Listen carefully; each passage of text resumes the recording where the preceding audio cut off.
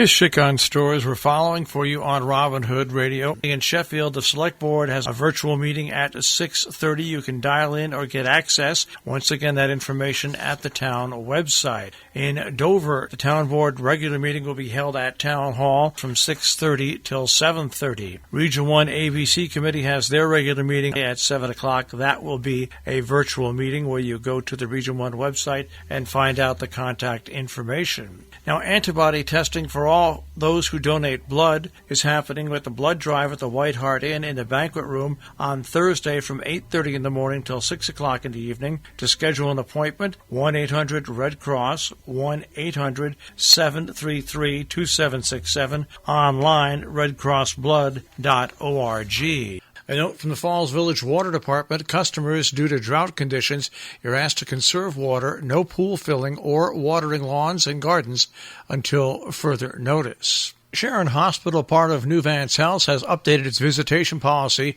to bring back more visitors to the hospital. The hospital can expand visitation following safety guidelines because the campus and the region are observing a decrease in the rate of new COVID-19 infections. Effective today, the hospital will begin the first phase of visitation. 1 visitor per surgical patient is permitted in the outpatient surgical and procedural areas of the hospital at time of discharge. People age 18 and older are allowed to visit if they meet specific requirements. Those requirements for visitation will include a visitor may drop off a patient at the hospital but must wait outdoors for the duration of the procedure. A single visitor per patient is allowed inside the facility only upon discharge to receive post-care instructions from their physician. This applies to the operating room, ambulatory care unit, and interventional radiology.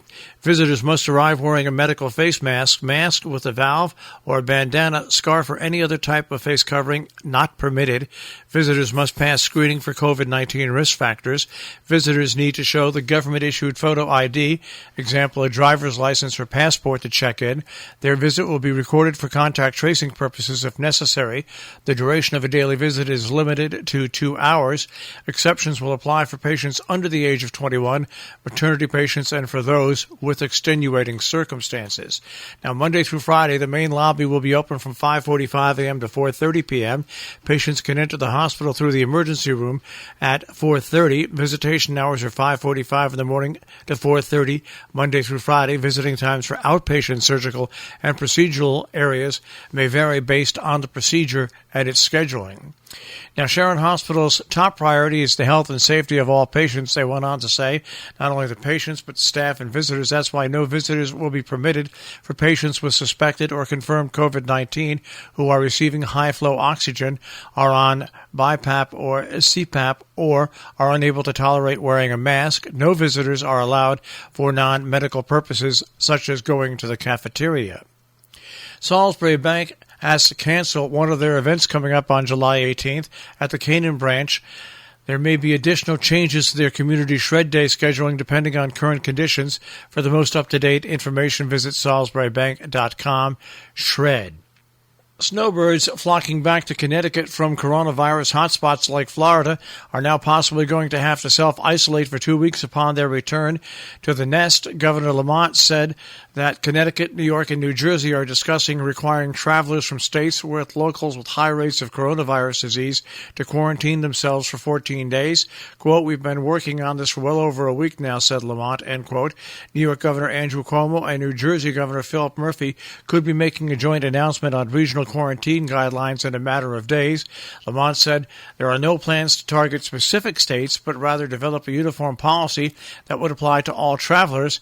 It was unclear how high-risk state and locales would be identified or how regional quarantine protocols would be enforced, including notifications to travelers. Such specifics have not yet been discussed. The Douglas Library will reopen to the public June 29th at 1:30. Regular hours will resume, including Friday evenings and Saturdays. All visitors are required to wear a mask, and temperatures will be taken with an infrared thermometer upon entry. Library visits will be recorded on a contact tracing sheet. Children under 12 will not be able to enter the library at this time. The front entryway will be open for entering, the rear side door for exiting only. To access the handicap entrance, visitors will need to call the library. To unlock the door. Entry to the library will be overseen by a staff member or volunteer and limited to 5 people. Only one computer will be available to the public for 20-minute usage. The sitting areas and the upstairs of the library will be off limits to the public, as well as the restroom. Curbside service will continue for those who prefer not to enter the library. Contact them for requests. There's something big happening in Amenia this weekend. Off-Broadway live music and the showing of Avengers and Batman at Four Brothers Drive-In. Performers from an off-Broadway musical will be the opening act for a group of superheroes in Amenia this weekend. At the Four Brothers Drive-In, cast members from Super U, whose off-Broadway opening was precluded by the coronavirus pandemic, will perform live music Saturday and Sunday at Four Brothers Drive-In Theater in Amenia. Screenings of the Avengers and Batman Returns will follow the performance. In a press release, John Stephanopoulos, one of the Four Brothers owners, said, quote, "They are excited to have Super U as their first live concert production ever," end quote. In a store by Nora Michelin in the Columbia Green Media in Hudson, the city woke up to a pair of familiar faces on Tuesday. Al Roker and Savannah Guthrie filmed the Today Show on Warren Street in the early hours of the morning, surrounded by Hudson's picturesque shops and church steeples. The show, which marked the first time that Roker and Guthrie had been together in person in more than 3 months, put the spotlight on the reopening efforts of local businesses. Guthrie praised downtown Hudson's beauty and said the Today Show sought to highlight a quintessential upstate town in the wake of the coronavirus pandemic. Rochester Gas and Electric and New York State Electric gas customers can expect double-digit percentage increases to their electric bills over the next 3 years. New York utility regulators and the utility agreed to terms of a 3-year rate settlement that will delay the implementation of the higher rates until October. New rates were originally scheduled to go into effect in May. Part of the plan also includes COVID-19 related relief for the most vulnerable residential and small commercial customers. In Great Barrington, an attempt to defund the police failed at the outdoor Great Barrington Town Meeting. The movement came into the Berkshires at the annual town meeting Monday night amid a backdrop of pandemic-induced financial strain that had some asking to defer the meeting or freeze the entire town budget. A call to remove $200,000 from the police department's budget failed in a 132 to 75 vote. A group of residents asked that police funds instead be funneled to a number of nonprofits that provide community services. Other residents went down the line attacking police expenses and those in other departments. Still, voters approved the $32 million operating budget, as well as a $4.3 million in capital costs that include sewer plant, road, bridge, and building fixes. They also approved Berkshire Regional School District's $17.6 million budget at a 5% increase to the town over last year.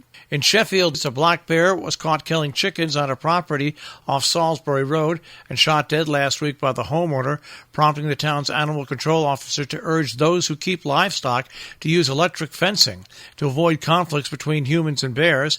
Cassie Keeley is calling on residents to stop hanging bird feeders, including hummingbird feeders, and to keep all food secured and out of reach. They also should secure garbage until it's ready for removal. Compost piles are also attractive to bears, Keeley said, addressing the incident on a Facebook post on the town's Animal Control and Inspection Service Department page.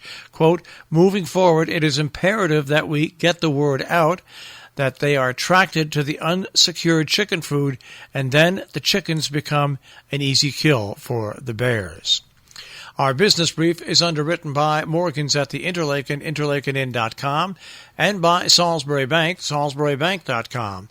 The Dow Jones Industrial Average was up 131.14 to 26,156.10. The NASDAQ finishes off the day yesterday at 10,131.37, and the S&P 500 at 3,131.29. We'll take a look at the tri-state forecast. That'll come your way in just a few moments.